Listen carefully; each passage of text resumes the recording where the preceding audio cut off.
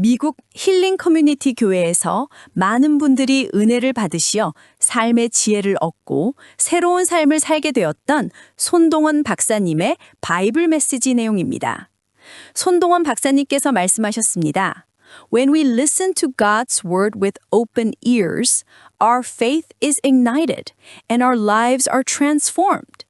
이 말씀은 하나님의 말씀을 귀 기울여 들을 때 믿음이 생기고 삶이 변화한다는 뜻입니다. 오늘은 귀 있는 자는 들을지어다 라는 주제로 말씀을 듣는 것이 왜 중요한지 함께 나누겠습니다. 여러분, 귀가 있으시죠?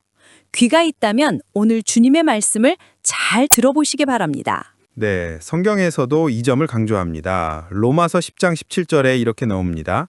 믿음은 들음에서 나며 들음은 그리스도의 말씀으로 말미암았느니라. 여기서 들음은 헬라어 아코에로 단순히 듣는 것을 넘어 마음으로 깨닫는 것을 뜻합니다. 손동환 박사님의 바이블 메시지 들으시는 여러분, 오늘 본론에서 세 가지 핵심 메시지를 나누겠습니다. 첫째는 말씀을 들을 때 인간적인 문제를 내려놓아야 한다는 것입니다. 네, 이와 관련해 빈센트 반 고흐의 이야기를 떠올립니다. 그는 1888년 12월 23일 자신의 귀를 잘랐죠? 왜 그랬을까요? 한 가지 이유는 사랑하는 여인에게 줄 선물이 없어 고민하다가 귀를 잘라 바쳤다는 설입니다. 당시 투우사들이 소의 귀를 잘라 사랑하는 이에게 바치는 풍습을 떠올렸을지 모릅니다. 손동원 박사님께서 말씀하셨습니다. Our human struggles can deafen us to God's voice if we let them consume us.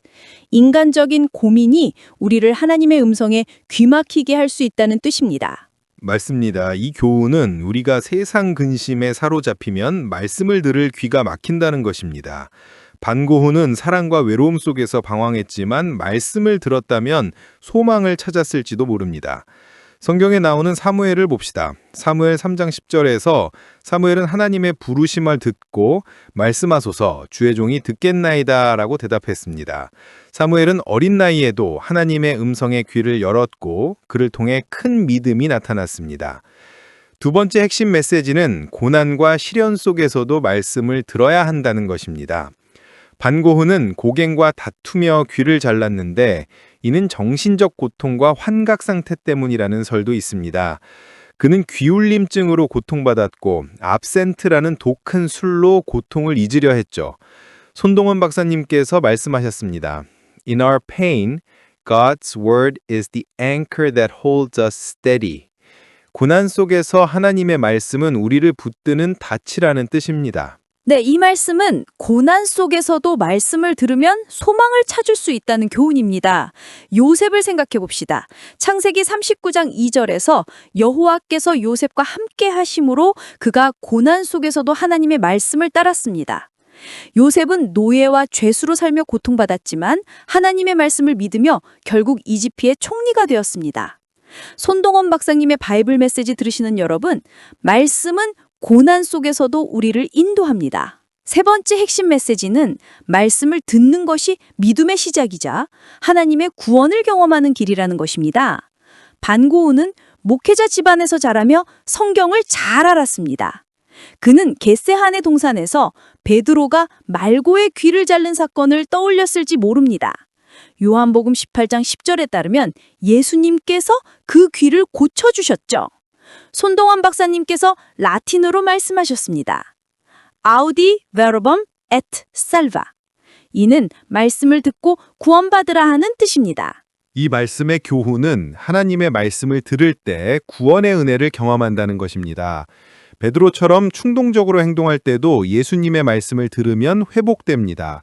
반고흐도 말씀을 깊이 들었다면 절망 대신 소망을 찾았을 것입니다. 손동원 박사님의 바이블 메시지 들으시는 여러분, 말씀을 들음으로써 믿음이 자라고 구원을 경험합니다. 말씀을 듣고 생활에 적용할 수 있는 실천 원칙 3가지입니다. 첫 번째는 말씀을 들을 때 세상 근심을 내려놓는 것입니다. 마태복음 6장 33절에서 먼저 그의 나라와 그의 의를 구하라고 하셨습니다.